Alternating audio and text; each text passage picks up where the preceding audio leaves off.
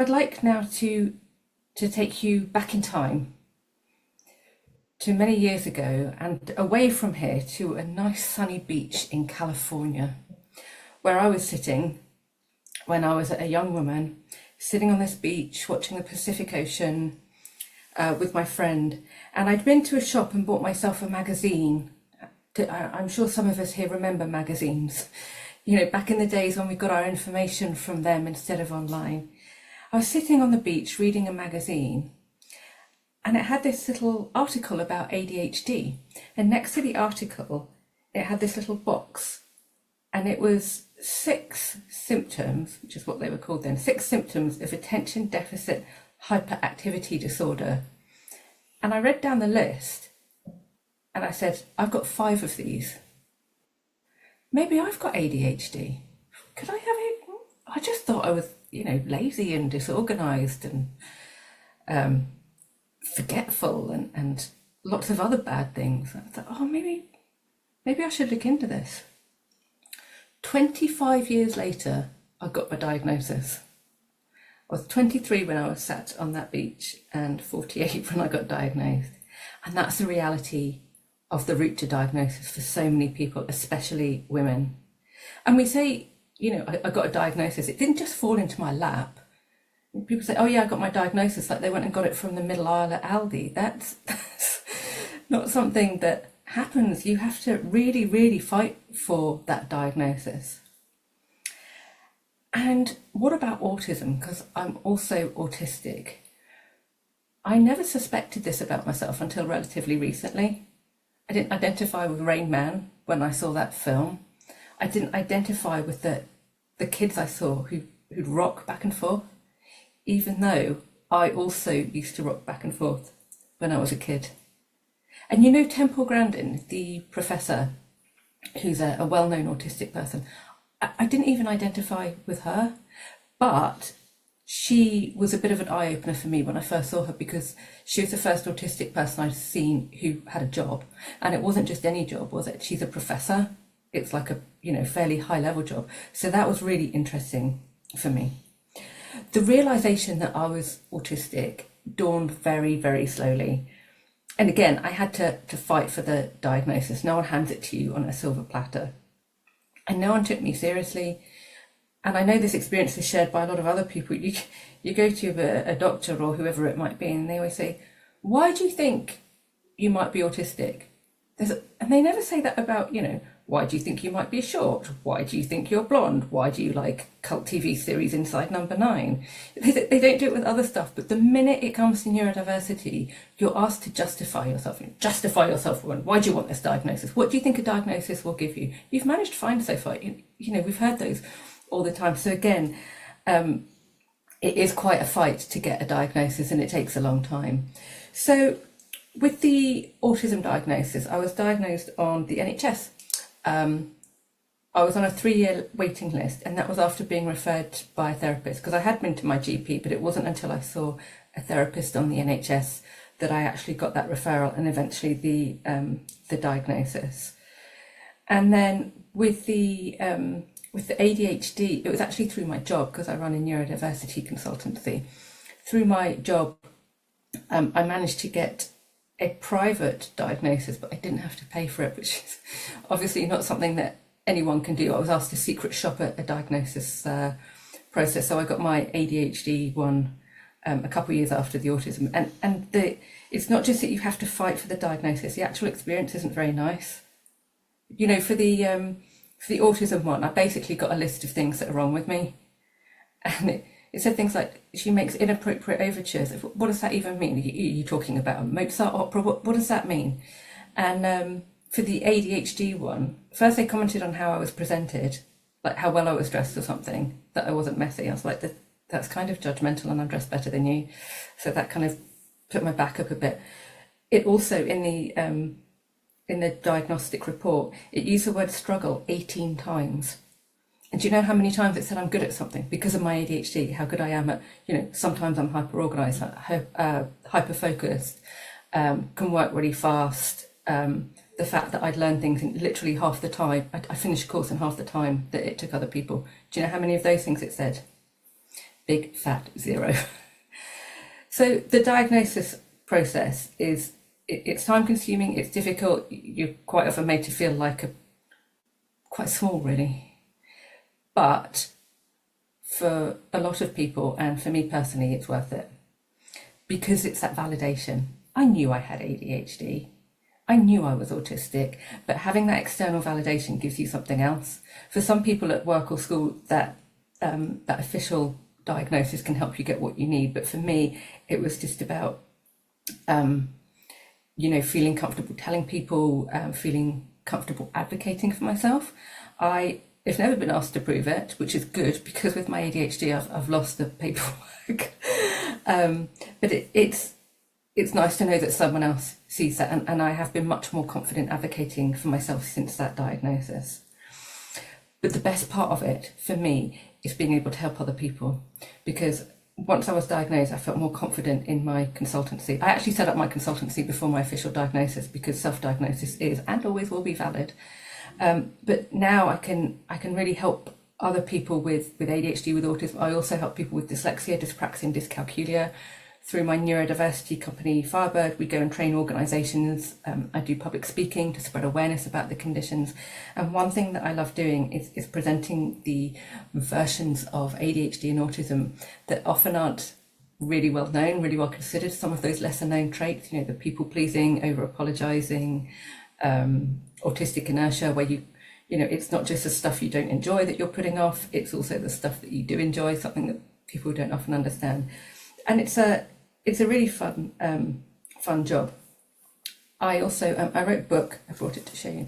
It's called How to Be Autistic: A Guide for the Newly Diagnosed, and you can download the whole thing for free from howtobeautistic.com. I did this to have a resource for autistic people, not to make money, which is good.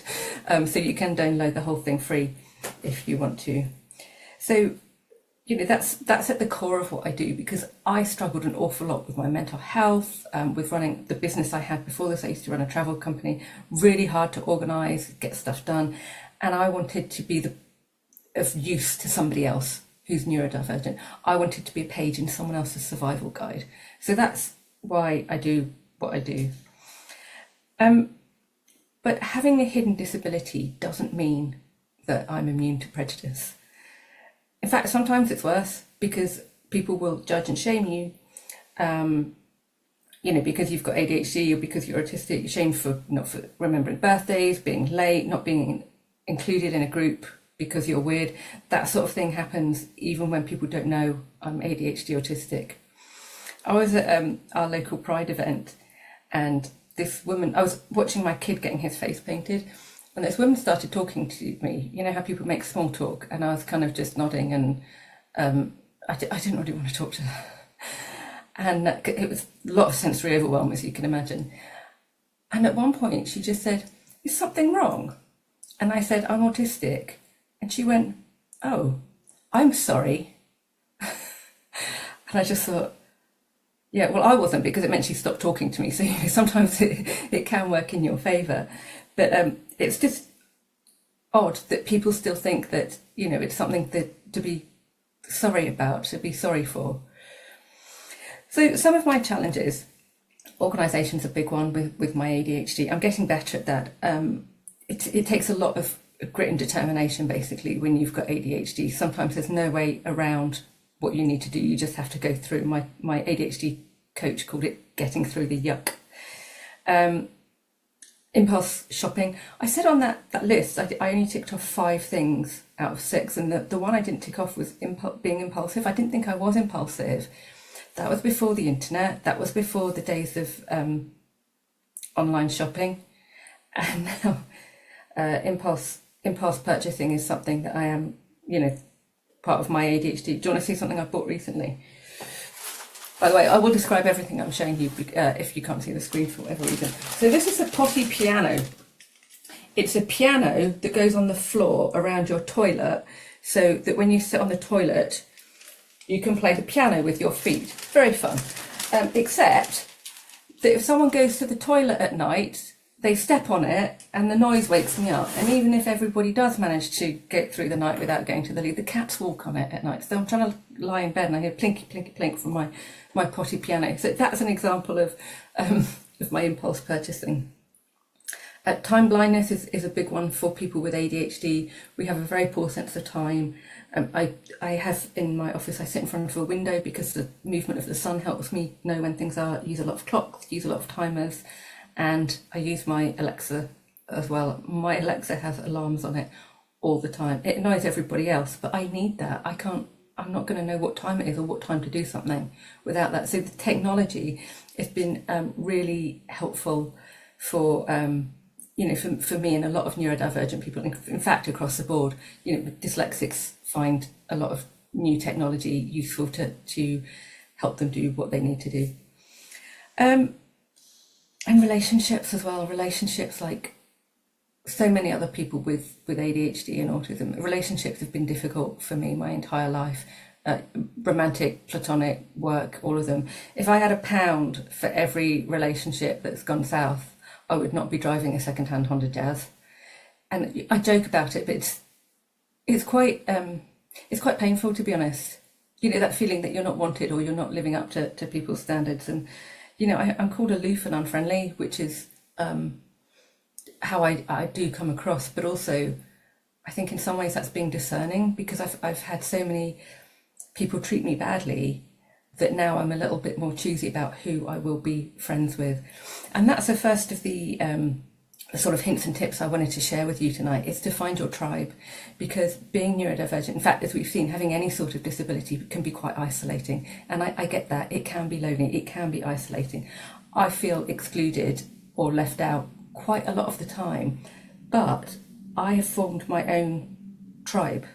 I've built up a wonderful tribe of friends who take me as I am. I don't have to mask in front of them. You might be familiar with the term masking. It's when you consciously or unconsciously adapt your behaviours to fit in with other people. People with ADHD do it. Autistic people tend to do it a lot, often unconsciously, particularly if they're older, like me, because it's just, we've done it for so long, sometimes we don't know how to stop anymore. But I found with this tribe of friends who accept me for who I am, they can, I don't have to mask with them. I can be myself. And it's not just that, they're putting up with my foibles. It's also the fact that they like the way I am. They like how weird I am. They like that I'll tell them the truth about something.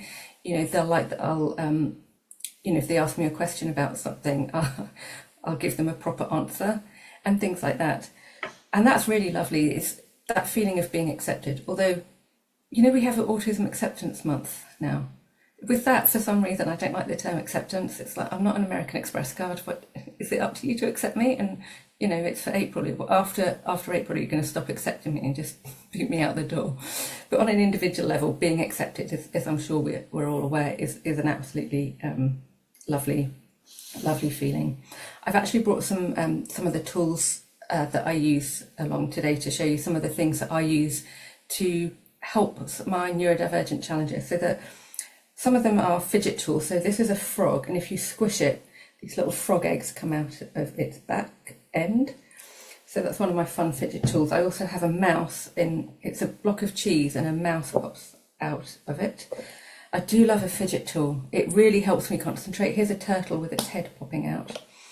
Another thing I use a lot is timers, which I mentioned earlier.